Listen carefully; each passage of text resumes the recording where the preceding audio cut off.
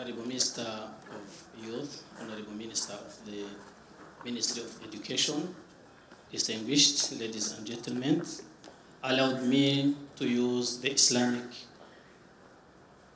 salutation. Assalamu alaikum wa rahmatullahi wa barakatuh. It means peace of the God be upon all of you. So I would like also to use my mother language to express myself on what happened and happening in Central Africa and what we can help those people to move from the action which they are doing to a good action, which include the action of the reconciliation and action of the peace in the Central Africa. Mumbabariye rero kuba ngiye gukoresha ikinyarwanda dufite translator is a good man in translation. You're going to allow me to speak through the translator. He's a good man.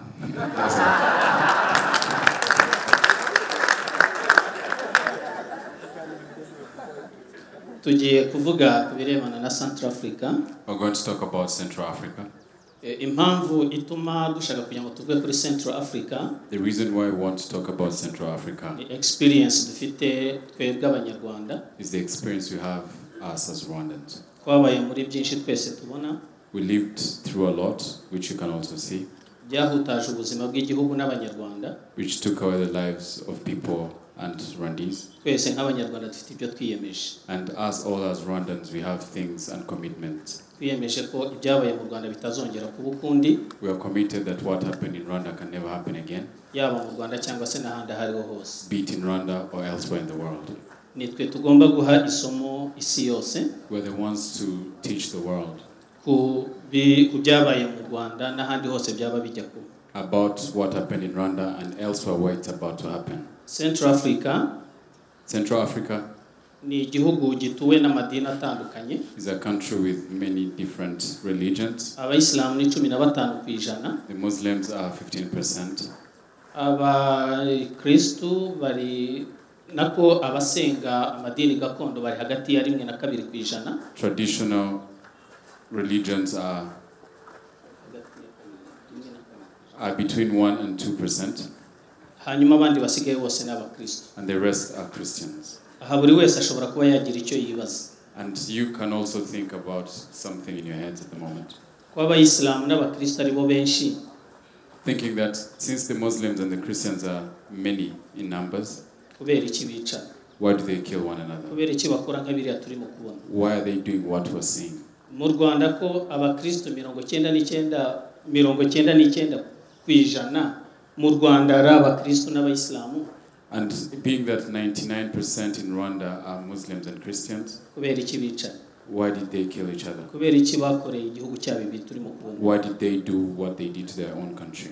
Niyo ngombwa ko buri wese That's why everyone abona ko should know, should see. Amadini mukuri ntabwo yashoboye gukora icyo akwiye gukora. That's why everyone should know and could see that the religions in Rwanda didn't do anything they were supposed to do. Ni nayo mpamvu n'ahandi hose birimo kuba gutyo. And that's why it's happening even elsewhere. Muri Central Africa, in Central Africa, ubwicanyi buhari, the killings which are happening, no ubwicanyi bw'indengakamere, are mass atrocities. Nk'ibyabaye mu Rwanda. It's what happened in Rwanda. Ni ngombwa ko international community, that's why the international community tugomba kugira uruhare kugira ngo dufashe bari abavandimwe. Should actually have a hand in helping our brothers in Central African Republic. Ninde wabonye aho umuntu yica undi? Who has ever seen where someone kills the other? Imbere yaho mwiciye hari icyokezo. Where they're killing someone but they have a barbecue next to it. Nyuma yo kumwica. And after killing him, agaca akaguru ke, and they cut off his leg, cyangwa agaca akaboko ke, or his hand, cyangwa se ikindi gice cy'umubiri, or any other part of the body, yarangiza agashyira ku mbabura, and they roast it, yarangiza agafata akarya, and after that they eat it.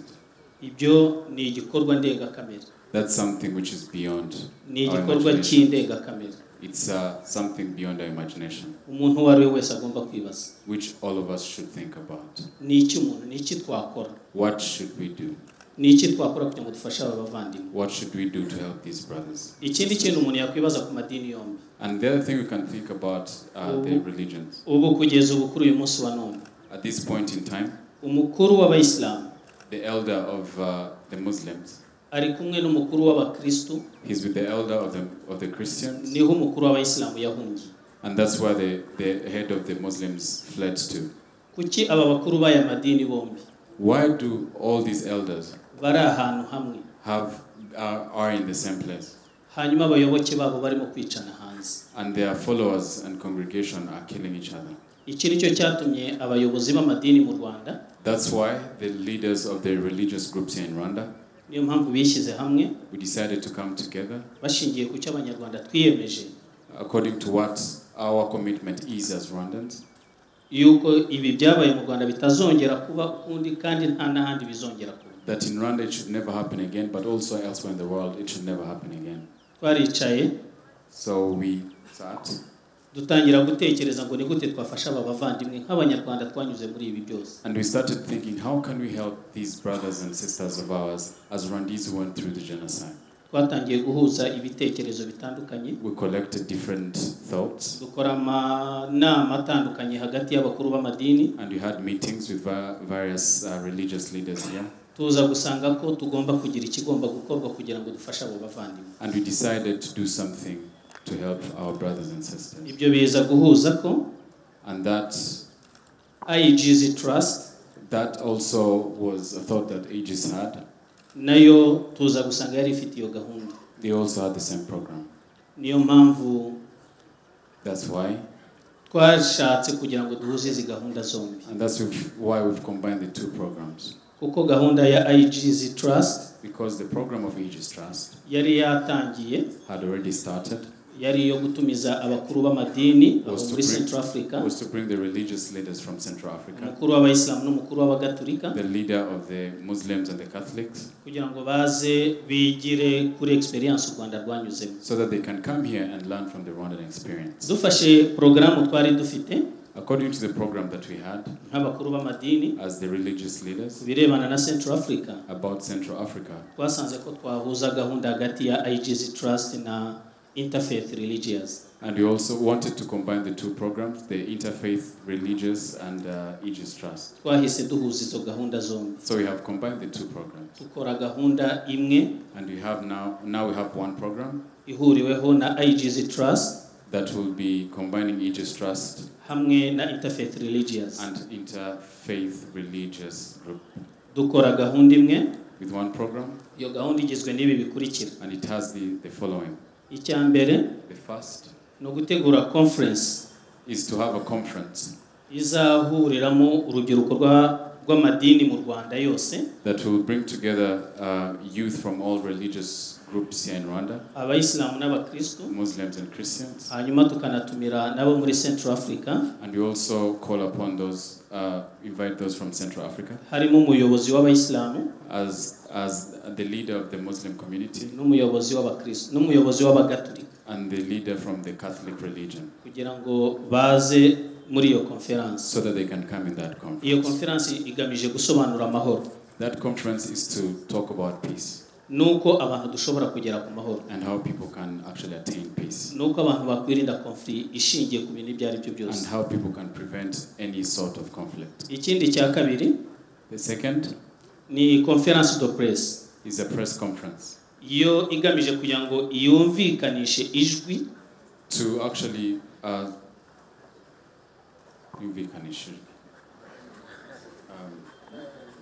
raise awareness. Thank you. kugira ngo yumvishe international community, To raise awareness to the international community, kugira ngo ishobore kuba nayo yahaguruka so they can also stand up ngo ihagarike bira birimo kubera muri and Central stop Africa. what's happening in Central Africa. Abantu bari kurya abandi, People are eating each other. abantu bari kwica abandi People are killing each other bidafite igisobanuro na kimwe. without any explanation. Communauté international The international community niyo igomba iryo jwi ryacu rirashaka kugira ngo risabe iyo isabe community international guhaguruka kugira ngo igire igikora. Our voice is to encourage the international community to rise up and do something. Kuko tuzi neza ko mu Rwanda, Because we know very well here in Rwanda. nabyo ubwabyo niko byagiye bitangira. And that's how it started also in Rwanda. International community, The international community yaracecetse, kept quiet. abantu baravuze, People had talked about it. ariko international community ntabwo yigeze itega amatwi ijwi ry'abantu. But the international community never responded. Icyavuyemo nuko abantu batsembye abandi. What happened is the extermination of people. Twumva ko international community itakongera guceceka kubiri mu kubera muri Central Africa. So we think that the international community should not keep quiet on what's going on in Central Africa. Turagira ngo tubagezeho iryo jwi ryacu. We want them to hear our voice kugira ngo bagire icyo gukora. so that they can do something. Ikindi tuzakora, The other thing we'll do, ni ugusura Central Africa. we're going to go and visit Central Africa. Ni ugufata abakuru b'amadini mu Rwanda, We're going to get religious leaders from Rwanda twese hamwe n'urubyiruko, with the youth, niturangira tujye gusura Central Africa. and we'll go visit Central African Republic Kugira ngo so that tuganire n'impande zitandukanye. we talk to different sides. Impande z'amadini, z'abanyamadini, The religious groups hanyuma n'impande z'urubyiruko. and the youth groups, Kugira ngo turebe uko twahuza bariya bavandimwe. so that we can help them unite. Ikindi kizakurikiraho muri gahunda dufite, In our program, the next thing ni ugutegura inkunga zigenewe abahuye n'akaga muri icyo kibazo. is to help find funds to help those who went through the atrocities in Central African Republic, Kugira ngo tubafashe kubasubiza mu buzima busanzwe. so that we can rehabilitate them. Izo nizo gahunda mukuri dufite duteganyiriza Central Africa nk'abayobozi b'amadini. Those are the programs we have for Central Africa as religious leaders. Tumaze rero ibikorwa byose bikenerwa tumaze kubigeraho. We've done almost everything needed. Ubu gahunda irimo kugenda neza, The program is going on very kandi well, turizera ko Imana izabidufashamo. and we know that God will help us through. Hari ikintu gikomeye, There is something international community the international community igomba guhagurukira no gushyiramo imbaraga. should actually emphasize and put strength in the following. Nk'uko tuzi ko hari ibindi yahagurukiye igashyiramo imbaraga, As we know that they have actually done some things on some kandi ikabihagarika. and they stopped them, Icyo ngicyo tuvuga ni what we say is nuko ubu isi yose ikwiye ibitekerezo bitsemba abandi.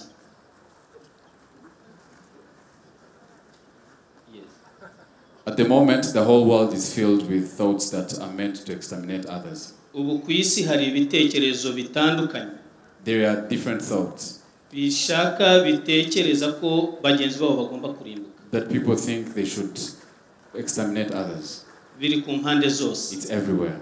biri mu madini, It's in the religious groups, ndetse biri no mu bitekerezo bya but politiki. it's also in the political thoughts. Ninde uzabihagarika? Who will stop it? Ni international community. It's the international community.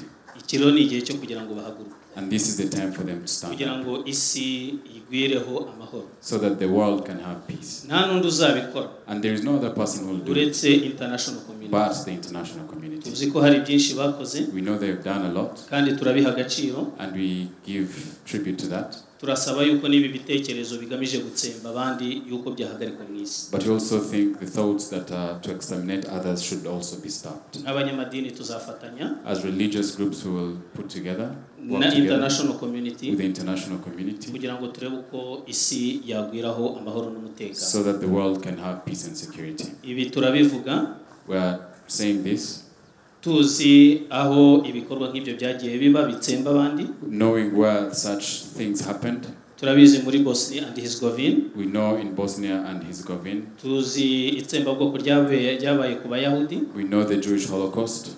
tuzi hari itsembabwoko ryabaye mu Rwanda n'ubu uyu munsi turimo kwibuka. We know about the Tutsi genocide here in Rwanda. Tuzi ubundi bwicanyi bwatsembye abantu muri bw'aba Armenia. We know about the Armenians. Ubu kuri uyu munsi wa none hagezweho Central Africa. But today it's Central Africa.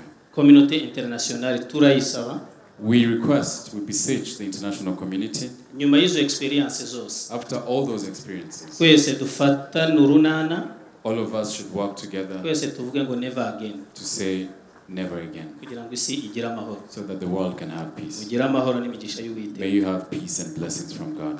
Murakoze kumva.